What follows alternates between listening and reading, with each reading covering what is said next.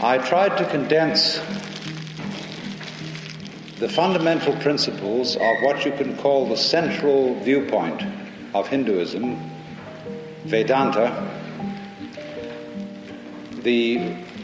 not so much the doctrine as the experiential realization that what you are, basically, is the same as the root and ground of the universe.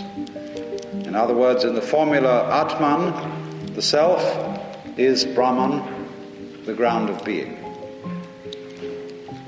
Now today, I want to relate this way of playing hide and seek with the very design of Hindu society.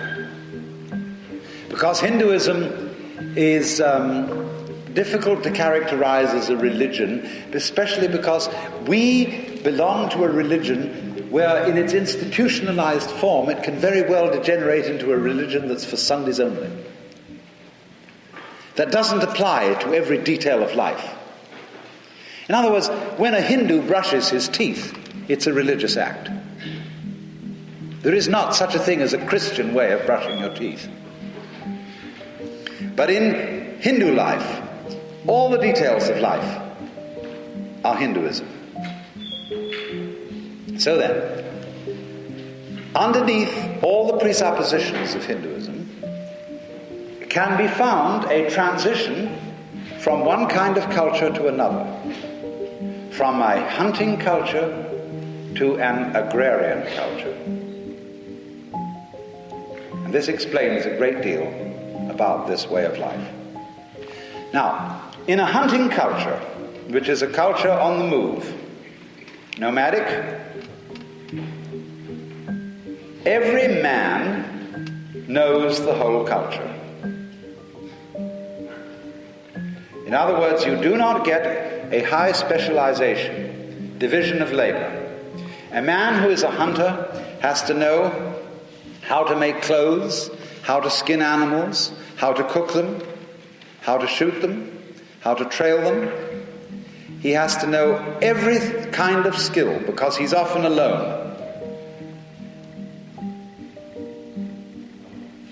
And in a hunting culture, you do not get a special division of priesthood from ordinary people. Every man in his own way is capable of being a priest, but some more so than others, not by virtue of any ordination or schooling that they've received, but by their receptivity, because the priest or holy man of a hunting culture is called a shaman. A shaman is an individual who separates himself from society for a certain period and goes alone into forests or mountains to commune with what he will usually call the ancestors. That is to say, with his basic origins. And he will find something by way of a spiritual experience for himself, not through any teacher, not through any previous authority. He finds it genuinely on his own. And the shaman, therefore, goes into solitude to find out who he really is. Because in society, everybody is busy telling you who you are. And you rely on others to see yourself. But to find himself, in other words, to find out what all this really is all about, the spiritually minded man of the hunting culture goes alone. And so the culture of the American Indians is to a very large extent hunting culture, and you will find the spiritual man of the American Indians is a shaman. However, when a hunting culture becomes settled, it becomes agrarian. There arises farming, looking after the land. And then you get a completely different kind of society. Let me suggest that it's something like this. Where do agrarian communities settle? Where do they build a village? Usually at a crossroads, especially if roads be crossed with water, a river. And where the crossing meets, the agrarian village settles itself and protects itself by building a pale.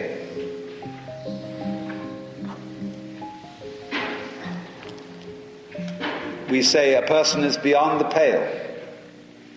That means he's an outcast. He lives outside the village. He's a pariah. But in the village, notice that the pale, having been built around the crossroads, it divides the village into 4 sections. And oddly enough, there are 4 divisions of labor in all fundamental agrarian societies. And these consist of 1, the priests. You know, the word clever, clerk, cleric, and clear are all the same word. It meant someone who's literate. Clever. Also clear. Put it down clearly. You can't do that unless you're literate. And so if you're a literate person, you're a cleric. And clergy is the same word as clever in Old English. Much conceit of clergy is an Old English phrase meaning he's intellectually snobbish. So that's your caste number 1. Caste number 2, warrior. Or, incidentally, ruler. 3, merchant or craftsman. And 4, laborer. Unskilled. So now, what are these? They are 4 castes or 4 roles. And in society where there's a division of labor, because an agricultural society is more complex than a hunting culture, we immediately get division of labor, and we all play different roles. That is to say, assume different masks for purposes of living in this kind of community. All of you, you see, are essentially clerics. You are what the Hindus would call Brahmins, because you're all being trained in the university. So the Hindu name for this class is Brahmana, for this class Kshatriya, for this caste Vaishya, and for this class Shudra. So those are the basis of the 4 castes. And so if you are in the pale, if you belong to the community, you have to be typified. They say, is you is or is you ain't. Into which of these do you fit? And you must fit into one of these. Now, caste is something, of course, which has got a very bad name from a modern point of view, both modern point of view with us and with the modern India. Because they say, once you get into a caste, you're stuck. If you are born to a laborer you must be. If you are born to a warrior, you must be a warrior or a ruler. You could never become a cleric. And we think that's pretty terrible. Because in our culture, we work under the assumption that you as an individual are free to choose whatever occupation you will follow. But unfortunately, this involves going to school. And for certain purposes, going to school is one of the worst things you can do. For example, if you want to become a completely fantastic expert carpenter, you have to begin the trade at the age of 7 at the latest.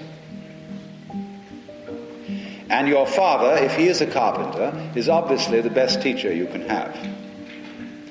In a very ancient form of agrarian culture, as in India or as in Japan or China, a young man who was son of a carpenter would become fascinated with his father's occupation.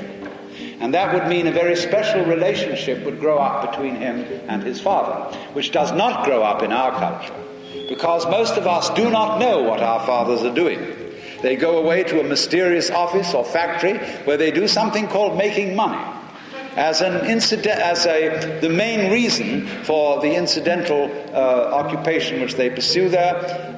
But the children and the wife have no active part in that occupation whatsoever. They know Papa only as a kind of clown who returns home in the evening having made money, and one dad's money is the same as another dad's money.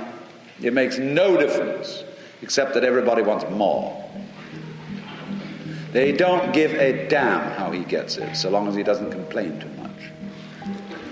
So the child, instead of learning and participating in his close father relationship, in learning an occupation or a trade or an art, is sent off to an impersonalized institution to be taught to be everything and nothing, and therefore doesn't learn early enough any craft so as to become a true master of it. What is happening, for example, in Japan, where a father can no longer apprentice his son at 7 years old to become a carpenter because he has to send him away to school to learn to be an insurance salesman. He can't teach his child, and then comes high school. And then when the kid gets out of high school, he's interested in girls. And it takes him until he's about 22 to be able to settle down to learn carpentry. And it's too late. Too late to attain real mastery. Because a great Japanese carpenter never uses a plan. He doesn't need a drawing. He does it all by eye, and can fit the most complicated joinery together by eye. And it's the same with the arts of weaving textiles, of making superb ceramics, jewelry. Any kind of gorgeous craftsmanship depends on beginning as a child. So, all right, we can't buy it anymore in this country. There is not, on any kind of commercial basis, great craftsmanship available here. We have to go abroad to get it, to so-called primitive societies.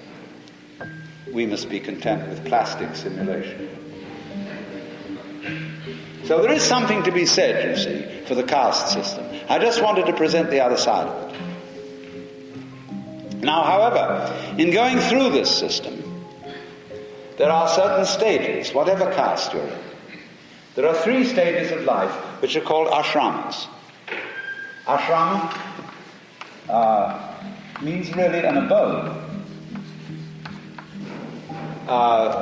A center for spiritual study, for practicing yoga, will be called an ashram. But an ashram also means an abode in the sense of a stage of life. And the 3 stages are: 1 called brahmacharya. That means the stage of being a student. 2, grihastha, household. The 3rd stage, vanaprastha. That means forest dweller. Isn't that funny? Grihastha, householder; vanaprastha, forest dweller.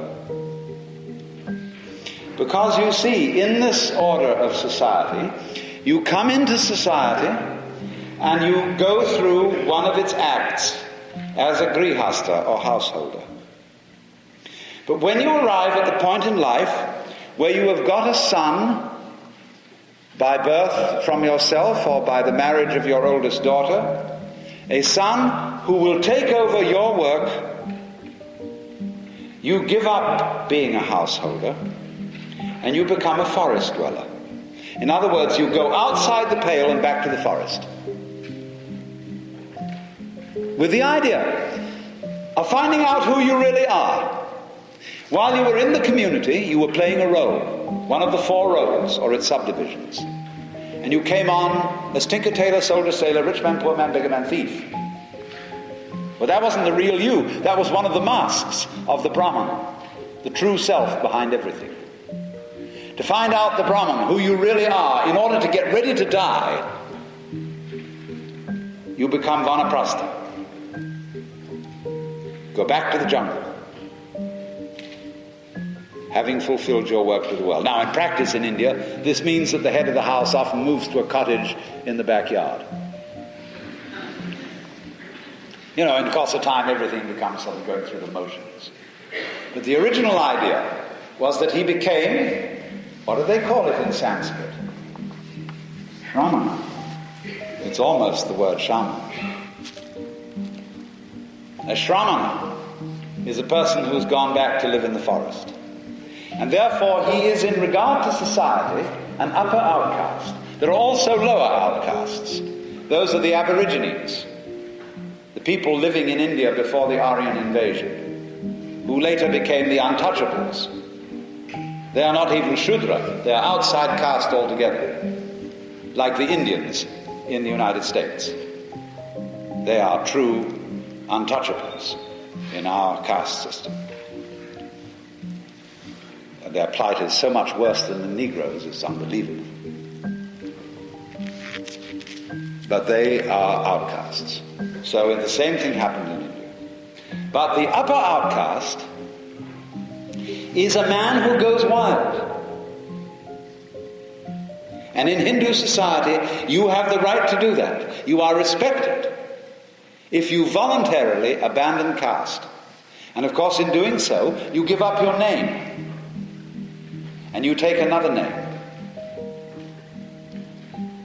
Now, taking a new name is taking a new identity.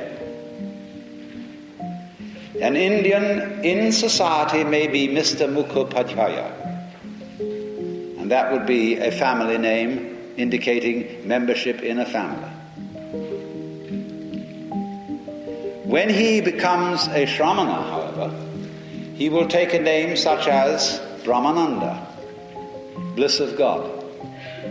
He takes a divine name.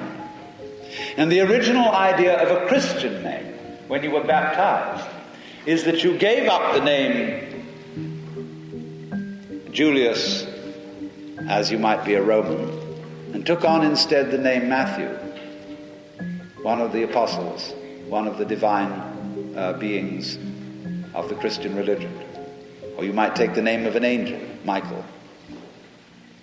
Or in Spain or Mexico, even Jesus, Jesus. Jesus Maria would be a perfectly reasonable name for a man in Spanish culture. But you take on a divine name to indicate a transformation of your identity.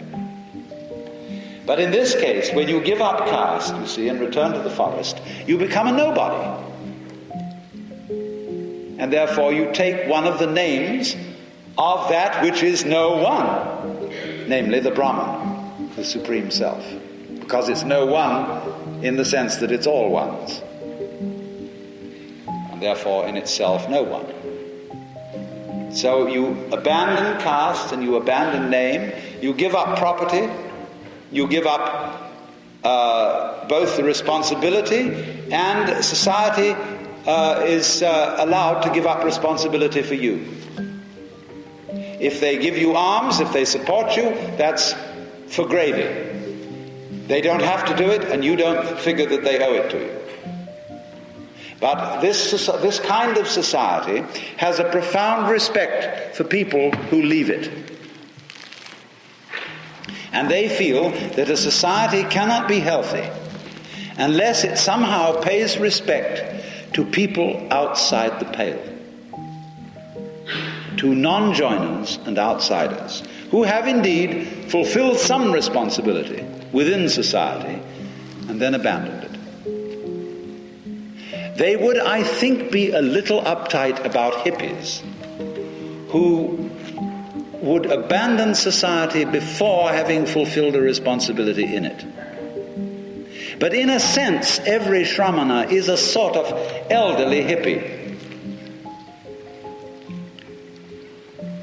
Now, of course, our hippies have a different problem in that they are critical of the very structure of the society in which they are asked to enter, because they feel that it is a rat race, a game which has lost its quality.